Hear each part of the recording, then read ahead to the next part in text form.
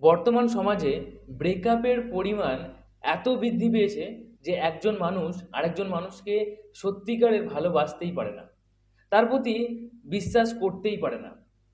দেখো, ভালোবাসাটা অত্যন্ত পবিত্র একটা বিষয়, কিন্তু ভালোবাসাটা তখনই পবিত্র যখন তুমি সেটা সঠিক সময়ে এবং সঠিক মানুষের সাথে করছো।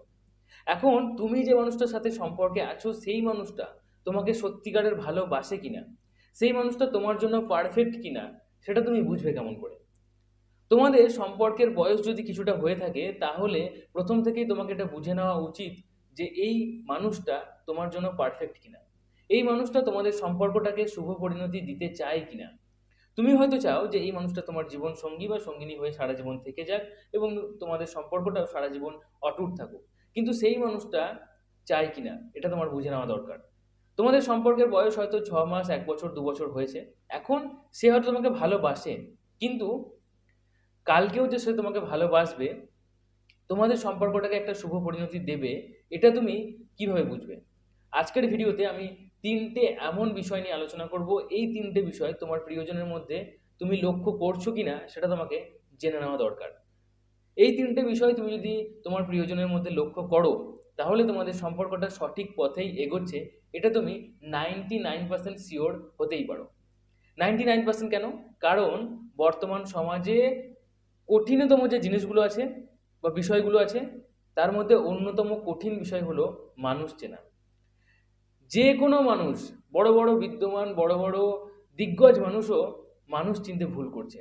কারণ এখনকার মানুষের সামনে একরকম, পিছনে একরকম, তার মনে একটা কথা, তার মুখে একটা কথা। তাই আমি কখনোই 100% শিওর হতে তোমাকে বলবো না।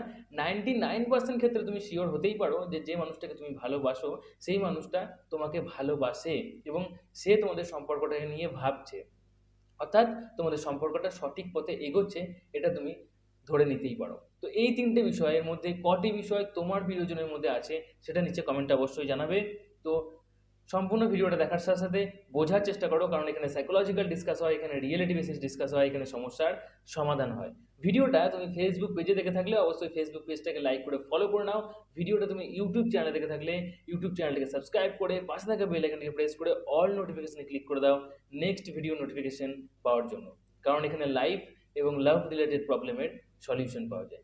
এই চ্যানেলের ভিডিও আমি এমনভাবে তৈরি করি যেখানে শুধুমাত্র তোমার লাভ রিলেশন না, তোমার লাইফের অনেক প্রবলেমেরও সলভ হয়ে যায়। তাই অবশ্যই এই চ্যানেলের সাথে জুড়ে থাকো, প্রতিনিয়ত ভিডিওগুলো দেখতে থাকো। এই চ্যানেলের ভিডিও তুমি প্রতিনিয়ত দেখতে থাকলে আস্তে আস্তে তুমি একজন প্রকৃত মানুষ হয়ে উঠবে, আমি তোমায় কথা দিলাম।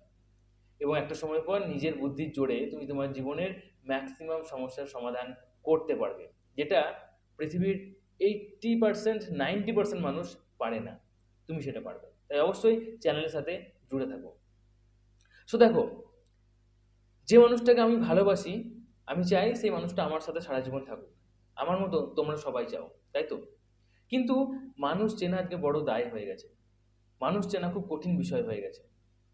একটা সময় এমন থাকে যখন মানুষটা খুব পরিমাণে ভালোবাসে, খুব পরিমাণে সে কেয়ার করে, এমন বিহেভ করে, এমন ব্যবহার করে যে সে আমাকে ছাড়া থাকতে পারবেই না, তার কাছে এটা ইম্পসিবল ব্যাপার।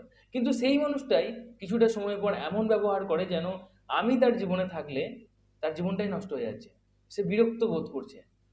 আমার একটা সামান্য কল, মেসেজ, একটা সামান্য সোশ্যাল মিডিয়ায় যদি নকও করছি সেক্ষেত্রে সে বিরক্ত হচ্ছে। এরকম বহুজনের সাথেই হতে পারে, তাই তো? তোমার সাথেও হয়তো এরকম ঘটেছে। কিন্তু তুমি দেখো, শুধুমাত্র সময়ের একটা ব্যবধান। একটা সময় সেই মানুষটা ভালো ছিল, সেই মানুষটা কেয়ার করতো, ভালোবাসতো এবং নিজের মানে তোমার জন্য যেন নিজের জীবনও দিয়ে দেবে এমনটাও সে দাবি করতো। কিন্তু আজকে সে পুরো পাল্টে গেছে। এখন এই রকম সিচুয়েশনে তোমাদের মতো মানুষরা যারা খুব সহজ সরল, যারা সত্যিকারের মন প্রাণ থেকে কাউকে ভালোবাসে, তারা কিন্তু হিউজ কষ্ট পায়। এই কষ্টটা চট করে কখনো কেউ বুঝতে পারে না। ফ্যামিলিকে বলতে গেলে তারা তোমাদেরকে দোষারোপ করে, বন্ধু বান্ধবকে বলতে গেলে তারাই একটা সময় পর এগুলো নিয়ে হাসি ঠাট্টা করে, কাউকে বলা যায় না। কিন্তু এগুলো সত্যি করেই খুবই প্যাথেটিক, খুবই কষ্ট দেয় এগুলো, কিন্তু এগুলো চট করে কেউ বুঝতে পারে না। ঠিক আছে? তাই আমার মনে হয় যে ভালোবাসা সম্বন্ধেও মানুষকে জানা উচিত। ভালোবাসা কি, কিভাবে ভালোবাসতে হয় এটা মানুষের জানা উচিত। আমি 100 জন কাপলসের উপর যদি একটা পর্যবেক্ষণ করি বা একটা পরীক্ষা করি, যে তাদেরকে যদি জিজ্ঞাসা করি যে আচ্ছা ভালোবাসার কথার অর্থ কি, 70% মানুষ এমন থাকবে, কাপলস এমন থাকবে যারা বুঝতেই পারে না অ্যাকচুয়ালি ভালোবাসাটা কি, কি করতে হয় ভালোবাসার মধ্যে। ভালোবাসার মধ্যেও যে দায়িত্ব থাকে, কর্তব্য থাকে, একটা বয়সের পরে গিয়ে ভালোবাসতে হয় সেটা তারা বুঝতে পারে না। ঠিক আছে? তো আমি বারবার এই কথাটা বলে থাকি যে একটা বয়সের পরে গিয়ে ভালোবাসো। ঠিক আছে? সেক্ষেত্রে আমি অ্যাভারেজ একটা ফিক্সড এজও বলে থাকি, সেটা হচ্ছে অ্যাটলিস্ট 20। 20-র পরে তুমি যদি কাউকে ভালোবাসো সেক্ষেত্রে কিছুটা তোমার ব্রেনটা ম্যাচিওর হয়, কিছুটা তুমি তোমার আশেপাশের মানুষজনকে চিনতে শেখো, এই সমাজ, এই পৃথিবী, বাস্তবতা সম্বন্ধে তুমি জেনে থাকো, সেই কারণে তুমি মানুষ চুজ করতে অতটাও ভুল করবে না, তাই না? কিন্তু এখন তুমি যদি কাউকে ভালোবেসে থাকো তাহলে তো তোমাকে জানতে হবে, তাহলে তোমাকে বুঝতে হবে যে ভালোবাসা কি, তাই না? তার জন্য অবশ্যই চ্যানেলের সাথে জুড়ে থাকো। আমি প্রতিনিয়ত এমন কিছু ভিডিও আপলোড করি যেগুলো আমাদের ইয়াং জেনারেশনকে কখনোই কেউ বুঝিয়ে বলতে চায় না। বড়দেরকে বললে সেগুলো হয়তো তারা অন্য চোখে দেখে, কারণ তারা একটু পুরোনো দিনের মানুষ, এবার তারাও তাদের জায়গায় ঠিক। আবার সবার সাথে আমরা এইসব বিষয়ে আলোচনা করতেও পারি না, তাই না?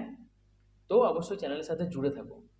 তোমরা যাতে কষ্ট না পাও, তোমরা যাতে সঠিক পথে সঠিক মানুষের সাথে জীবনটা পার করতে পারো, সেই কারণেই এই ভিডিওগুলো তৈরি করা।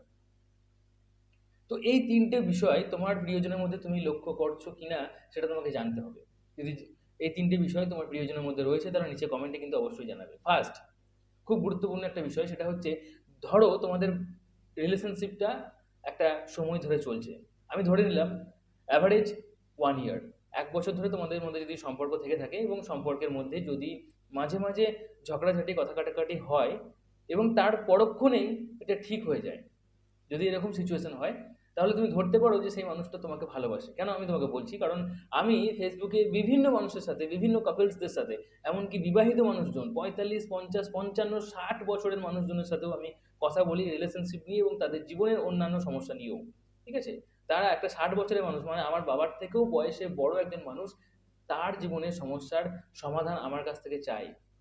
তো বিভিন্ন দেশের মানুষের সাথে, বিভিন্ন রাজ্যের মানুষের সাথে, বিভিন্ন ধরনের মানুষের সাথে আমি কথা বলে এটা বুঝতে পেরেছি, যদি সম্পর্কের বয়স কিছুটা হয়ে থাকে ১ বছর ২ বছর এবং সম্পর্কের মধ্যে কথা কাটাকাটি হবেই, একটুখানি খুঁটিনাটি ঝগড়াঝাটি এগুলো চলেই চলে, অনেক ক্ষেত্রে ঝগড়াঝাটির পরিমাণটাও খুব পরিমাণে বেড়ে যায়, তুতুকারি হয়ে যায়, খিস্তি খামারি অনেক কিছুই হয়ে যায় আজকের দিনে। আগেকার দিনে এগুলো হতো না, কিন্তু এখনকার দিনে এগুলো হচ্ছে। তো যাই হোক, যদি এই ধরনের সমস্যা হচ্ছে যে ঝগড়াঝাটি সবই হচ্ছে, কিন্তু সেটা পরক্ষণে ঠিক হয়ে যাচ্ছে। কখনোই দুজন দুজনকে বলছে না যে আমি তোমার সাথে সম্পর্কে থাকতে চাই না। যদি তোমার প্রিয়জনের সাথে ঝগড়া হচ্ছে, কিন্তু প্রিয়জন কখনো এটা বলে না যে তুমি এই সম্পর্ক থেকে বেরিয়ে যাও, বা আমি তোমার সাথে সম্পর্কে থাকতে চাইছি না, আমি তোমাকে বিয়ে করতে চাইছি না, আমি তোমাকে জীবন সঙ্গী বা সঙ্গিনী হিসেবে চাইছি না, এরকম যদি সে বারবার মানে বলছে না, তাহলে তুমি এটা ধরতেই পারো যে সে কিন্তু সম্পর্কের মধ্যে থাকতে চাইছে। কারণ আমি জানি বিভিন্ন মানুষের মধ্যে এমন পরিমাণ ঝগড়া হয় যে ঝগড়ার জন্য তাদের ব্রেন পুরো হ্যাং হয়ে যায়, তাদের শারীরিক সমস্যা হয়ে যায়, মেন্টালি সমস্যা হয়ে যায়, তবুও সে মানুষটাকে ছাড়তে পারে না। যদি তোমাদের মধ্যে ঝগড়াঝাটির পরেও সে তোমাকে বারবার মানে কখনোই এটা বলছে না যে আমি সম্পর্কের মধ্যে থাকতে চাই না, তোমার সাথে থাকতে চাই না, তাহলে তুমি ধরতেই পারো যে সে তোমাকে ভালোবাসে। ঠিক আছে? হ্যাঁ, বারবার তোমাকে আবার ঠিক করে নেওয়ার চেষ্টা করছে, হয়তো তুমি ঠিক করে নাও একবার, বা হয়তো সে ঠিক করে নেয়, তাহলে তুমি ধরতেই পারো যে সে তোমাকে সত্যিই ভালোবাসে। ঠিক আছে? সেকেন্ড, খুব গুরুত্বপূর্ণ একটা পয়েন্ট, যদি রিলেশনশিপে থাকাকালীন ফিজিক্যাল হয়ে যাও তোমরা, তারপরেও যদি দেখো যে তোমাদের ফিজিক্যাল হয়ে যাওয়ার পরেও সম্পর্কটা একটা স্ট্যান্ডার্ড জায়গায় যাচ্ছে এবং দুজনের প্রতি আকৃষ্ট হয়ে যাওয়ার চান্সটা অনেক বেশি হয়ে যাচ্ছে, দুজনের প্রতি আরো আসক্ত হয়ে যাচ্ছে তোমরা, তাহলে অবশ্যই রিলেশনশিপটা সঠিক পথে এগোচ্ছে, এটা তোমরা ধরতে পারো। হ্যাঁ, কারণ অনেক ক্ষেত্রে অনেকবার নাকি পর্যবেক্ষণ করে এটা দেখা গেছে যে রিলেশনশিপে ফিজিক্যাল হয়ে যাওয়ার পরে বা শারীরিক সম্বন্ধ হয়ে যাওয়ার পরেই ছেলেরা নাকি কিছুটা, মানে ম্যাক্সিমাম ক্ষেত্রে ছেলেরা নাকি কিছুটা সম্পর্ক থেকে বেরিয়ে যেতে চায়, বা তাদের আগে তারা যে প্রতি মেয়েটার প্রতি আসক্ত ছিল সেই আসক্তটা কমে যায়, এটা শোনা গেছে। ঠিক আছে? এবার বিভিন্ন ধরনের ছেলেদের প্রতি এটা পর্যবেক্ষণ করে দেখা গেছে, কিন্তু অনেক ক্ষেত্রে মেয়েদেরও এরকম সিচুয়েশন হয় যে রিলেশনে একবার থাকার পরে ফিজিক্যাল হয়ে যাওয়ার পরে তারা সম্পর্ক থেকে বেরিয়ে যেতে চায়।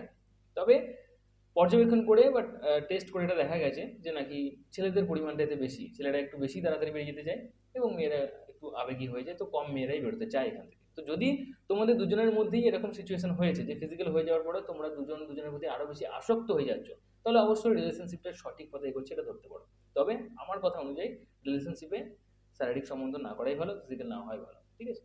এবং বৈবাহিক জীবনের পরে এগুলোর আনন্দ আলাদা এবং এগুলো খুব পবিত্র জিনিস, এগুলো এতটাও খারাপ ব্যাপার ভাবে না নেওয়াই বেটার। ঠিক আছে?